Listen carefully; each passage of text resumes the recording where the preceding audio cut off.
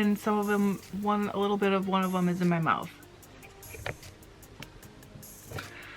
Ooh, I'm backlit. Tuesday is also like such a day. I don't have a Halloween pencil. It looks like I don't have a pencil at all, so that's great. That is, oh wait, these are next week's.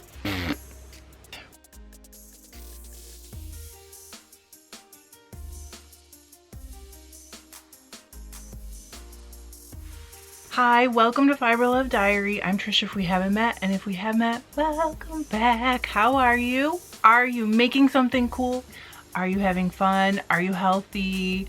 What's happening in your corner of the world? I hope everything's okay. I hope you're having a great week. It's actually Sunday here, but it'll be Tuesday by the time you guys see this. So if it's Tuesday, you've already made it through the hardest part of the week, which is the beginning. Here we are. It is Breed Study Week 5. Luther's right here. He's right out of the frame. He's acting a little funny this morning. He's like a little anxious or something. I'm ready to spin.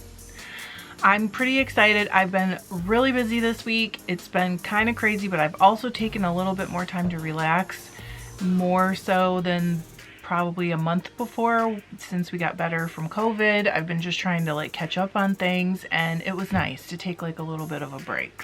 I've printed my sheets for this week, and I bought myself a binder at my local dollar store because I think it's time that everything goes in it. I'm gonna embellish this binder and make it cute, but I haven't had time to do that yet. I thought I'd film it, but if you guys don't really care about seeing it, that's okay too. I'm fine with that. I just want to make it, I don't know, special, because this is kind of a special thing, and I thought I will keep adding to it as I like do new things, like if I do a raw fleece study or whatever. Oh, now he laid down. There he is. You can see him now. If this is your first video, I'll just touch on it briefly. This is the 5th in the series. I am going to be spinning Gotland and Herdwick, and I'm using the Fleece and Fiber Source book as my primary resource. If I can't find anything on a certain breed, I will go to the internet, but first I will go to the Spinner's Guide to Fleece, which I think is also an amazing book. Those are linked below the books. Also, I got this breed study from Wool Gatherings. It's kind of weird because I did not like go to her and ask her to sponsor me or anything like that. I just paid for the breed study. And then I unboxed it here, and she messaged me on Facebook and said that a lot of you had let her know that you were buying it because you were going to participate. And I answered her and I didn't hear anything back. So I don't know, but whatever. Thank you. Thanks guys for number 1, participating with me, and number 2, letting her know when you buy it that you saw it here, because that helps my channel. This is not sponsored by any means, so you can get a breed study anywhere you want. So first, we're gonna spin the Gotland. So there's the Gotland. It's a Swedish breed developed in the early 20th century. Looks like it's made up of Goth, I don't know, Gut or Gutafar. I probably slaughtered that. I'm sorry, Swedish people. They're referred to as Gotland because of like basically geography. It says it's unusual. It resembles mohair. I'm glad that we're talking about this because you guys almost never see mohair on my channel because I don't really like it, and I have mentioned when we got the Gotland from Paradise, it's gorgeous, that it's usually not one that I spin, and now I realize that is why, because it is so similar to mohair and I don't like mohair very much. I sometimes still use it because I think just like everything, it has its uses, but I don't really like it that much. It says different strains have different characteristics. They have common length, luster, and wavy crimp.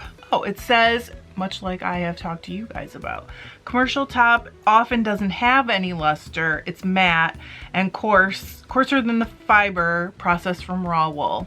So here it says fleece weight is 5.5 to 11 pounds. Like that's a pretty wide range. Staple length variable. It says 3 to 7 inches. So also quite a wide range. Often shorn more than once a year to produce a 3 to 4 inch staple. I've heard of that.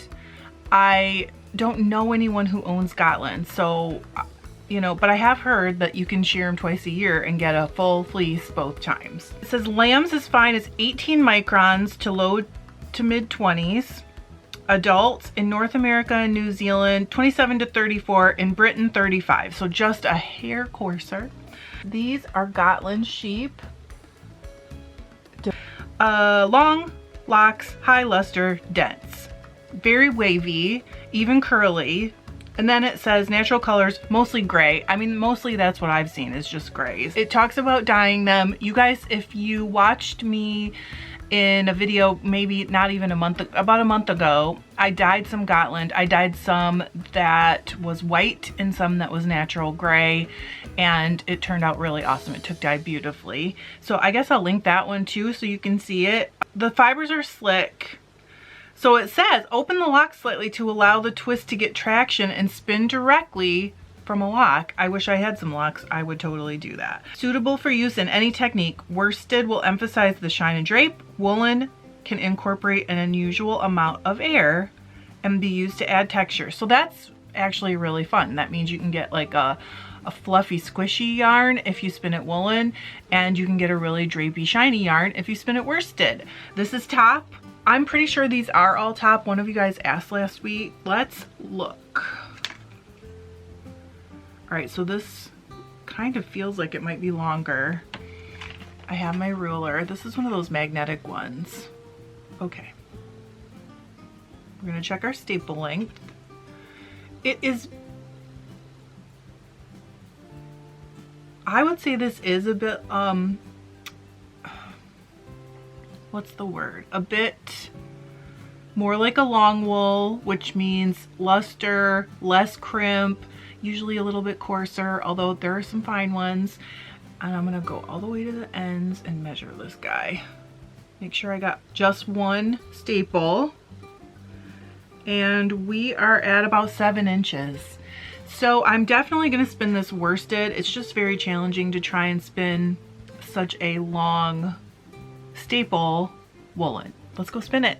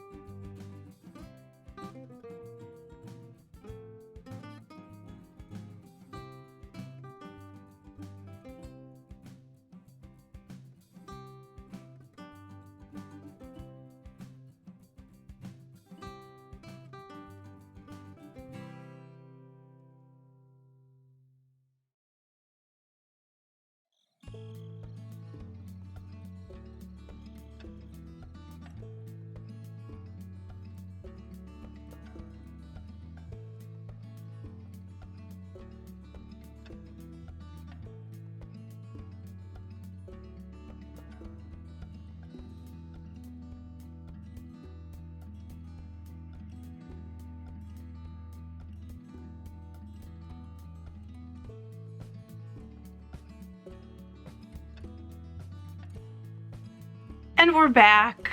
It's time to look at these. I do have one spoiler. I like them a lot better than I thought I would. That's great news, right? That doesn't always happen. This Gotland was really not quite what I expected. One thing I noticed is that there was a lot of variation in the length of the fibers. I don't know if that's normal or not.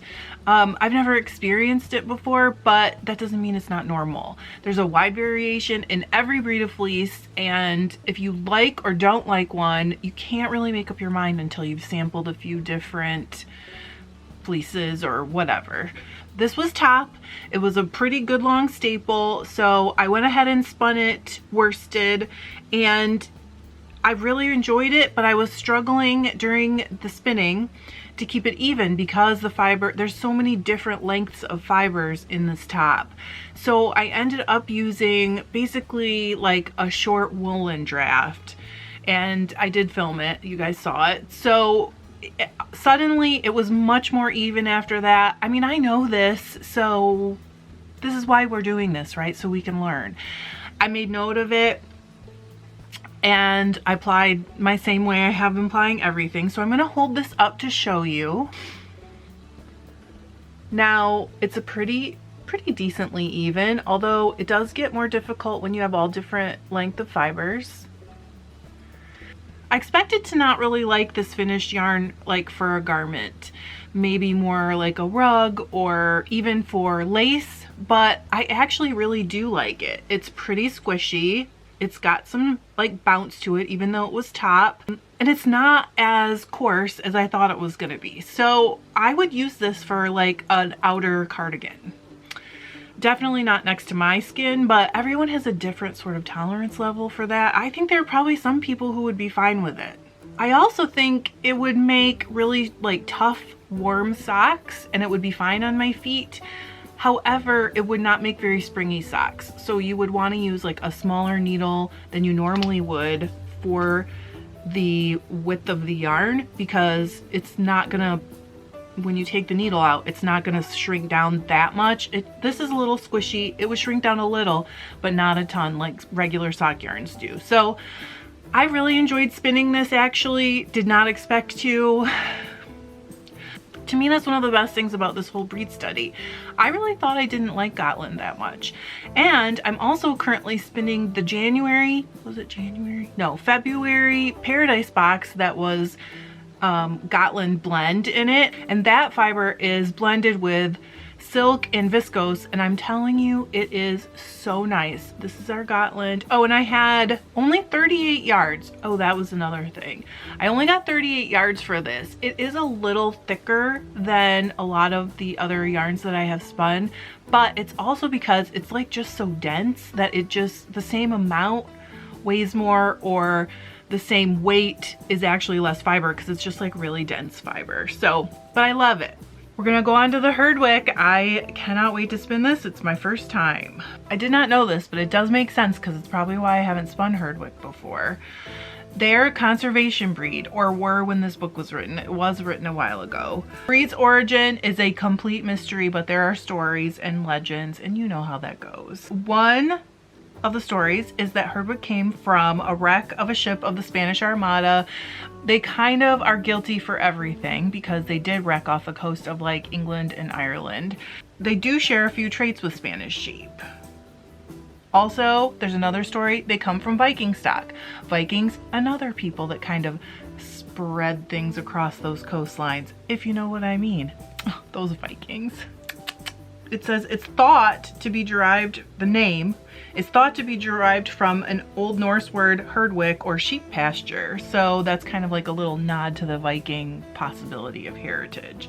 Herdwick wool is a lot easier to use when it's long because it consists of a mix of fibers that can be separated but pretty much want to hang together. So this means it's an example of what I talked about, I think last week. It's a double coated sheep. Double coated means, and this is like my own kind of words, it means that there are two distinctly different grades of wool in a fleece, an undercoat and an overcoat. Icelandic is a great example, and I think we're spinning Icelandic next week. Yeah. So Icelandic has an undercoat that is like short and very disorganized, and I wouldn't even really call it a crimp. It's more like just kind of crazy town, because a crimp kind of suggests more organization to me, but it's much shorter, and then it has this long hair-like fiber as well, which is what you can actually see from the outside of the sheep. And when I have spun that raw in the past, I've actually taken a flicker brush, and you can grab the long lock and like halfway down just stick the flicker brush in it and pull out the shorter undercoat of the whole fleece. If you want to, you can spin them together. Like, you can do anything. There's no rules. There's literally no rules. It's like spring break, but it's with sheep. So I never had spring break with sheep, but probably some of you did. I don't know. You guys get crazy, right? The way I'm reading it, Herdwick is like that. Kemp is common in a Herdwick, so we'll expect to see some. Maybe we will, maybe we don't. Oh, actually, I can see some right now. Famously stiff, slippery, and hard to dye. That'll be interesting when we get to it. A creative commercial use involves making it into naturally fire retardant, completely recyclable insulation. So they use this for insulation, okay? That kind of tells you a little bit about what we're about to get into. Fleece weight, 3 to 4.5 pounds. So that's a pretty small fleece. 3 to 10 inches. 3 to 10? Generally 4 to 8. So I guess 3 and 10 are a little less common. The fiber diameters seem to be variable. And I mean, in a fleece that's double coated, it's always going to be very variable. That's hard to say. Generally described as 36 microns or higher. So it's going to be coarse. Crimpy, dense, composed of mixed fibers, as I just described, and Kemp.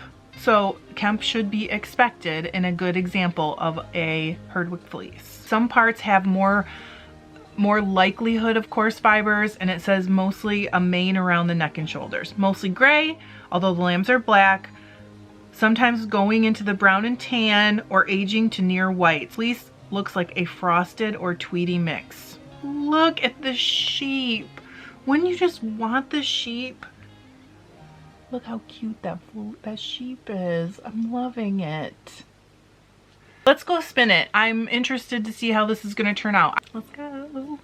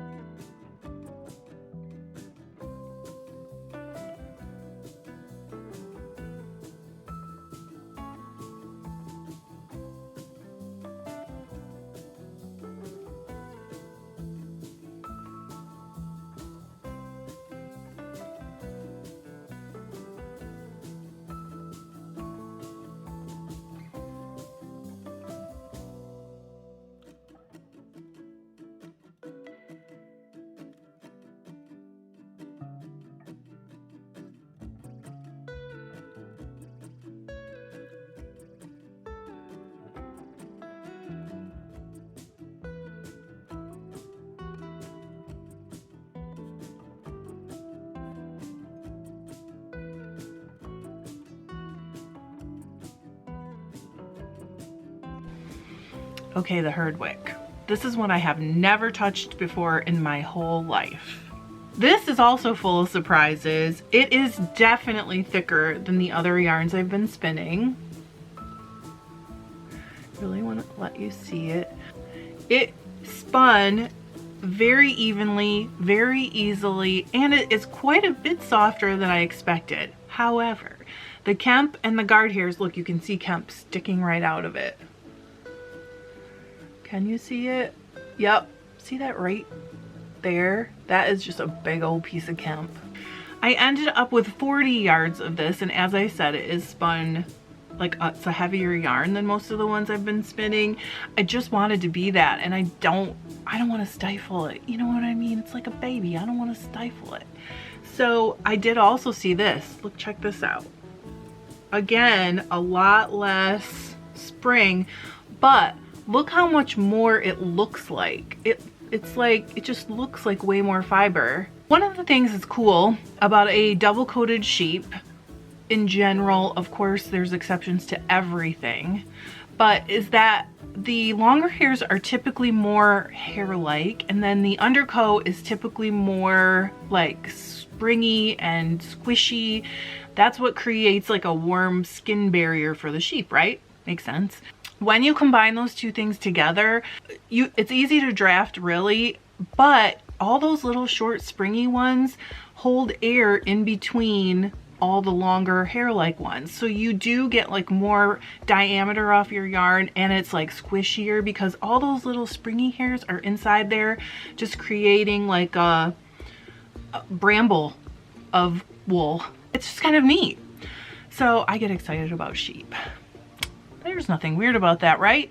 So it is a bit prickly. I mean, you can literally see when you look at it that that is gonna prickle you. But I think maybe not next to skin. Again, it is a little tiny bit more prickly than the Gotland. It's definitely pricklier than the Gotland. But it would make a great, like, other things, like saddle blanket, rug, blanket. It would be amazing. But I can kind of see why the shepherd said, I need a sample of Herdwick, and they were like, why? But I liked spinning it, so figure that one out. Week 5, we're done with week 5. That means we are officially 1/3 of the way through. Next week, I'm excited for next week. We're gonna do 2 more, like we have done all along. And thank you guys for sticking with me. I appreciate you. And our 2 fibers, next week's fibers are Icelandic, which I just mentioned. Icelandic also is a double coated sheep, and it'll be fun to spin. This one is softer than I've had before. Jacob, which is one of my favorites. I really believe that if you want to learn how to spin long draw, Jacob is a great choice for you. And I mean, there's other great choices, but this is one that I think isn't hard to find generally and is a great choice for that. Thanks for sticking with me. We'll be back next week with these. Thanks. I love you. Bye.